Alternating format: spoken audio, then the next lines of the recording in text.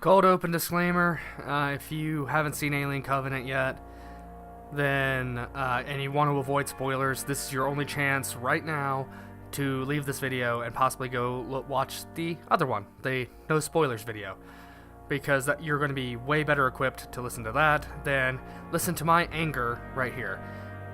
If all you need to know is whether to go see this or not, don't. Other than that, ring the jingle, editor.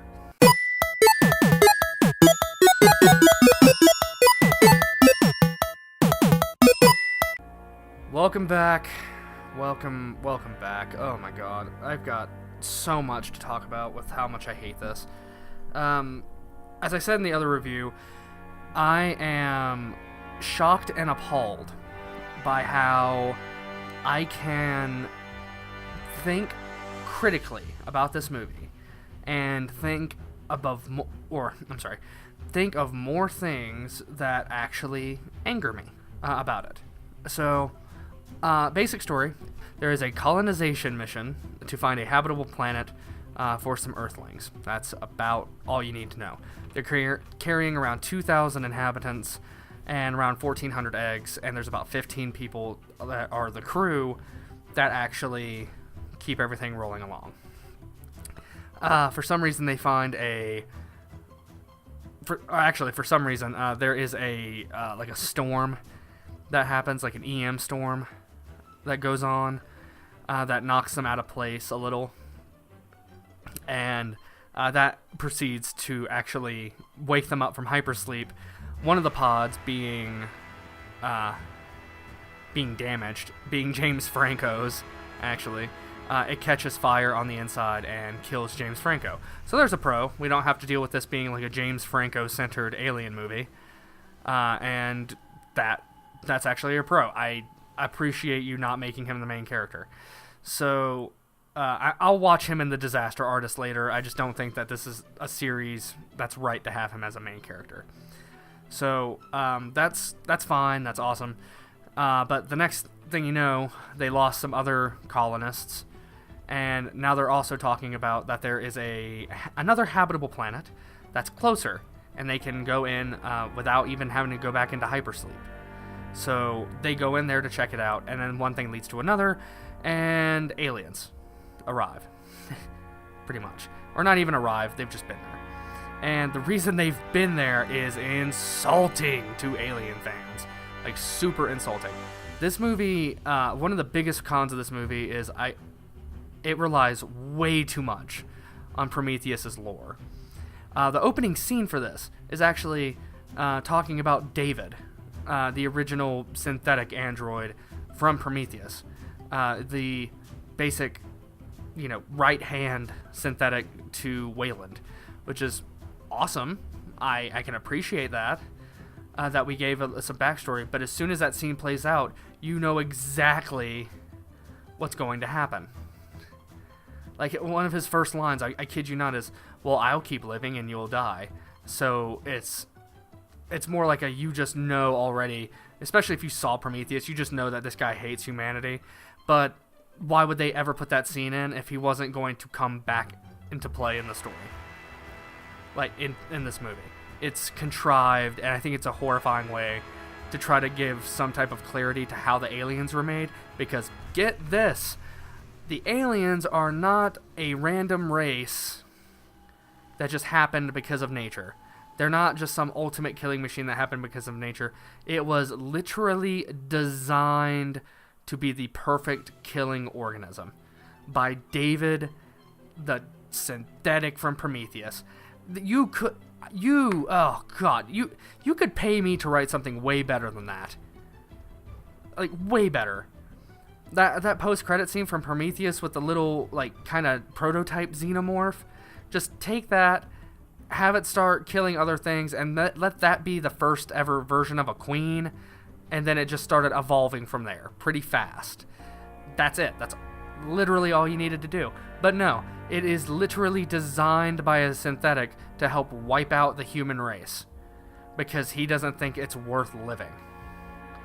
Like, the human race is worth being extinct now. So, now, when they land, I'm going to go back to the story right quick. I just had to get that out of the way because that's the most insulting thing to me. To the actual story itself, when they land the ship and they start, like, walking around, there is some clear, like, well, it looks like someone tried to cultivate something here, but what happened? There's no birds, there's no trees, or I'm sorry, not no trees. There's no birds, there's no bugs, no people, nothing. So, get this. Again, from Prometheus, because again, it relies a lot, really heavily. These guys stumble across the craft, like the spacecraft from that the space jockeys use, or I'm sorry, I think it's the Watchers or whatever they're called. The stupid name that Ridley Scott wants me to call them, but I'm not going to. They're the space jockeys. Apparently, Elizabeth from Prometheus and David were able to get away, and they flew away in the space jockey ship. Kind of cool. They came in to land it, and instead there's a virus that they had, and David just decided to relinquish it amongst the entire populace of space jockey people. And for some reason, that virus started doing mutations. Like, I don't understand what. First off, viruses are non-living, or like, just a virus by definition is not a living organism. It is a dead thing. It's just a pathogen. But for some reason, they're making a virus pathogen like the basis for an entire mutation. Like, God, like, just a little bit of science. You could have done that. Like, just say airborne spores, not even virus spores. They're just spores that go on. But I digress. Eventually, they started making tiny, little orbular plants. And these things bond to anything living and apparently just wipe it out. Except for trees. Don't know why. So, while they're walking around, one of these guys accidentally steps on one of these eggs. And if you've seen the trailers, it's like the little black organisms that go into his ear, and they actually make a little drill and just go into his body. So that's kind of cool, especially because the guys who do get sick, there are two guys who get sick from this type of stuff, and they go out hard, and you can tell they were like, these guys, like, threw their body. They definitely were feeling this the next day because they were throwing their bodies around, going into. They looked like they were actually going into seizures. So I'm not sure if they, like, put a defibrillator on their ass cheeks or something and just hit the electricity to full power. But these guys did some work to try to make themselves look sick. And that brings us to the new alien type that's given in. Because pretty much nothing else happens. They find out from a transmission that led them to the planet. It was left by Elizabeth Shaw from Prometheus on the ship, and they're there. That's basically it. Two guys get sick from some of the spores, and that gives us a new alien type, known now as the Neomorph. Now, the effects for these changes, awesome. I really liked it. I'm calling them now officially the Mouth Burster and the Back Burster, to save on time. But Backburster comes out of one guy with a woman in a locked room, and the other girl just doesn't open the door. She panics, leaves her in, and says to hell with it. She goes to get a gun, comes back to save her, and of course, the other girl's already dead. You left her in there alone. She told you to open the door, and you didn't open it, so what's wrong with you? So she goes in there, and I'm not kidding, they used the, we slipped on the blood on the floor. They used that twice within 5 minutes of each other. That's so dumb. And one of them was with a shotgun shell. Like, she goes in, she slips, boom, accidentally shoots the ceiling. She comes back out through the door, accidentally closes the door on her ankle, and I think breaks her foot. So, good job there, dummy. She runs out, and apparently no human can break the glass, but that Neomorph just, bam, just headbutts it, breaks it, and goes out through. And the girl just starts shooting in the ship. Their escape vessel for something like this, she just starts shooting. And when it runs in front of it, I think it's an oxygen tank for, like, propulsion, because it's very flammable. She shoots it, and the whole thing just explodes. killing her, and if the girl wasn't dead that was with her, she's dead now too. So that's 2 dead and the Neomorph alive. Okay, what happened with the other one? Well, they're trying to get him back to the ship. The other guy that was infected. He was infected through the nose, actually, instead of the ear. They're trying to get him back. He starts convulsing, and it comes out of his mouth. Mouth burster. He started puking out blood, and it just came right up through. He's dead. And that's all there, essentially. That's pretty much it. Now they have 2 Neomorphs they have to contend with. And all these humans have are their guns, their wits, and a synthetic named Walter, also played by Michael Fassbender. So, yay, I guess. Just yay. So, main character girl goes in to try to, or she's about to actually get taken out by one of these Neomorphs. And Walter, played by Michael Fassbender, just jumps in, puts his hand in its mouth, and it actually ends up getting ripped off. His hand ends up getting torn off. So, not nice. At least, I mean, you took one for the team, but you're also a synthetic, so good job there, buddy. It's just, one thing leads to another, and apparently David from Prometheus saves them, brings them to a quote-unquote safe spot, which turns out not to be safe at all, later on, when an alien could just crawl in and kill you. So stupid. And that's it. The majority is there. They realize that he's lying, and he has been running genetic experiments with the virus to try to make the perfect organism, because humanity is not worth keeping around. And within these scenes, we get some nice, like, synthetic on synthetic, so Michael Fassbender dual performance, talking to himself and teaching the newer model the ways of art and thought and dreams and something like that, because the earlier models apparently could have aspirations. David is like the earliest model, so of course he would have all those flaws. Those flaws are stripped from Walter. He's meant to fulfill a duty. He's not one to want to create.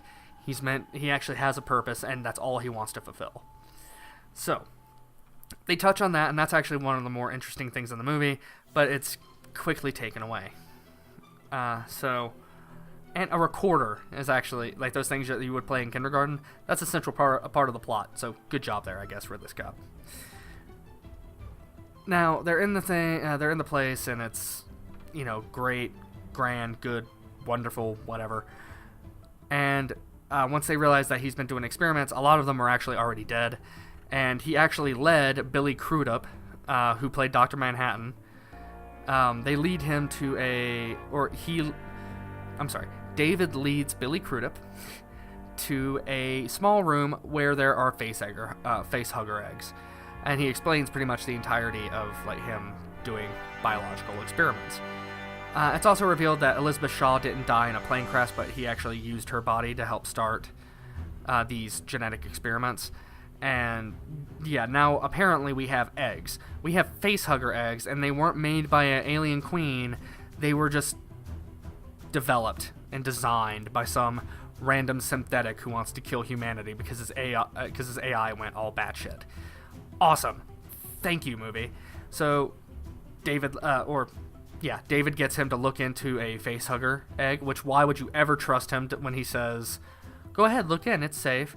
Really? Because you just pretty much quantifiably saw that he is this guy is not to be trusted. Yet you'll trust him. Whatever. So, dude gets face hugged, and then a xenomorph is made. Pretty standard.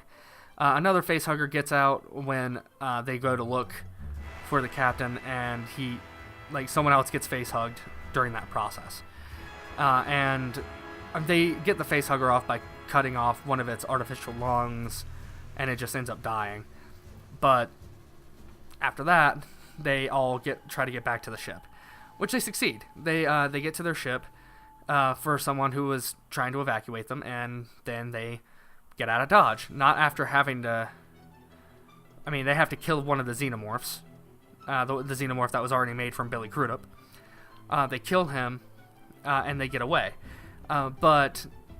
there is a really like horrible like, yeah, gotcha moment where they have Walter and David fight, the two synthetics, and David has basically tried to kill Walter already by shoving a recorder or something in his neck, breaking it off, and just leaving. And apparently the newer models are able to heal themselves from like a jugular wound. So that's pretty awesome. So they have this big like throwdown fight, and apparently David was never able to heal himself like this. So they have this big throwdown fight.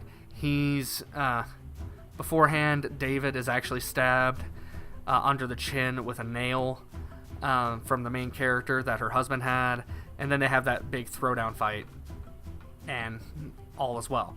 But Walter like turns his head, or not even turns his head, he hesitates to kill David, and David does this monologue type thing while reaching for a knife, and it just cuts to like part of the escape thing. And when she asks what happened to David, supposed Walter says expired. You can see where this gotcha is coming from a mile away. It's doing no one any favors by being in this movie.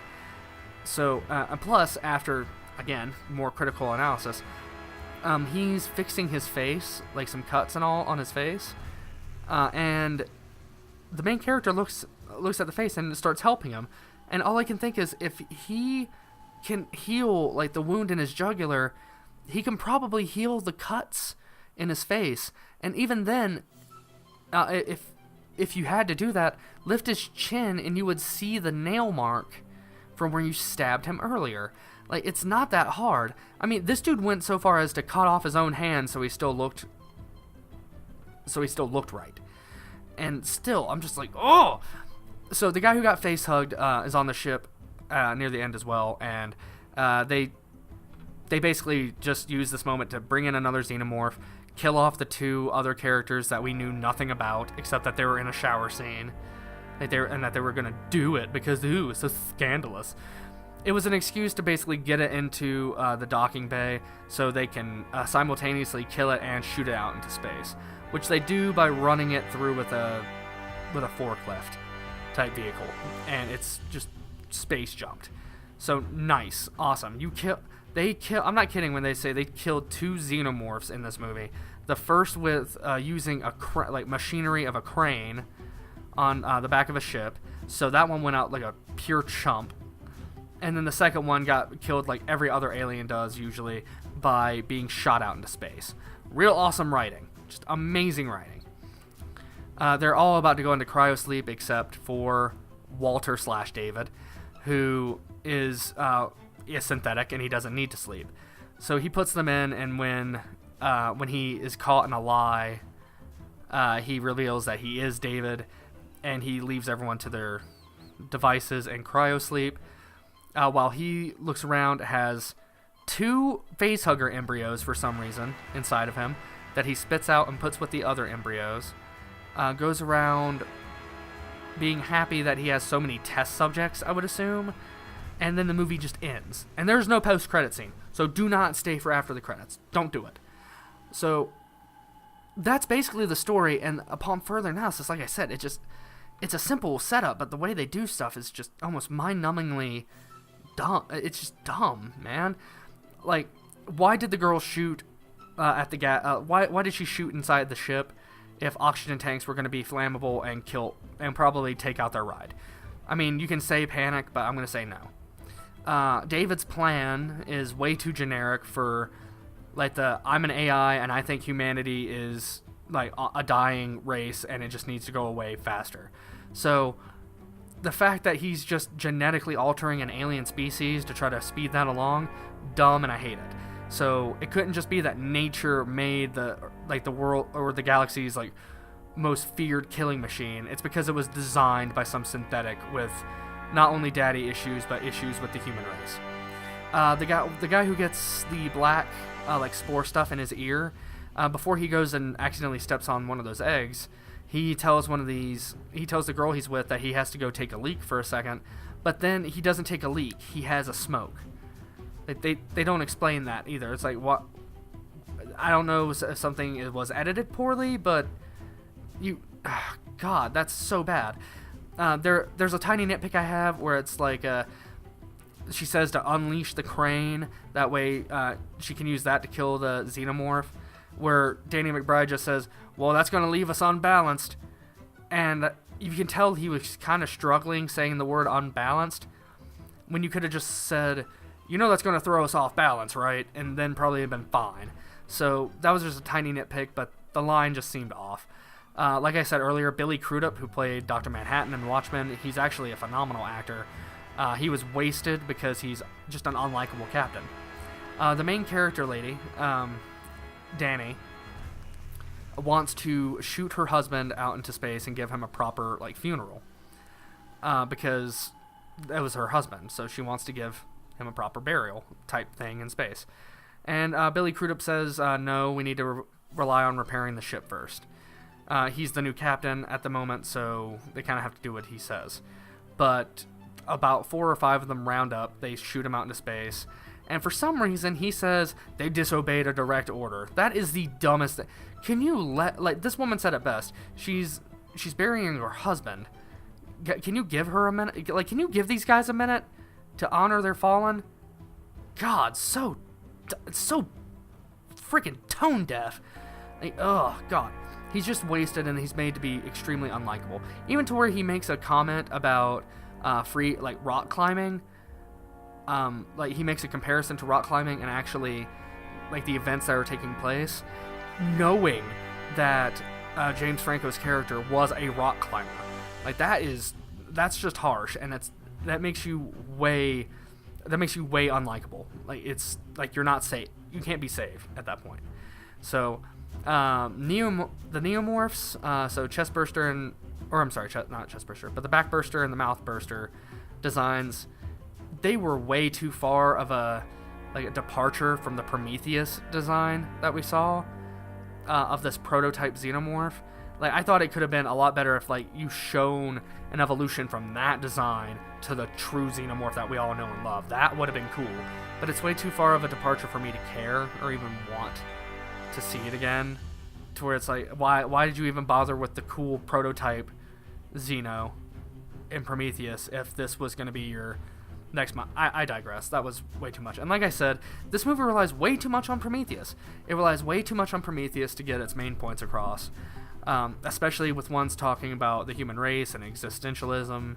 And I just had a lot of trouble saying that word, but this movie has a lot of trouble just conveying that premise. So either way, I don't like this movie. I don't see myself ever seeing it again or wanting to. I find it to be just as bad as Prometheus, and I'd actually like to go see Alien 3 and Alien Resurrection again before I see this, because at least there are parts in those movies where I can quantifiably say I'm having fun. So either way, that's the spoilers for this one, guys. Let's find something better to do with our time, and let's wait for Pirates of the Caribbean, and let's wait for Wonder Woman. Let's wait for The Mummy, even. I'm actually excited for The Mummy, because cross-monster universe. Hell yeah, sign me up. But let us know what you thought about this movie in the comments below. I am exhausted. This movie just exhausted me, because I don't like being this angry. So let me know, were you mad, sad, angry, all of the above at this movie? Let me know in the comments. Leave us a like, subscribe if you can, and also, if you want to see some other stuff that we've done, just, like I said, click on the link. If you want to follow us on our blog, that should be in the description as well at nerdmake.wordpress.com, I believe. So, either way, I'm TJ again with NerdMake, and I'm signing off. I will see you guys again in about a week with Pirates of the Caribbean, and hopefully pretty soon with Atomic Blonde, if I can remember the release date. Bye, guys.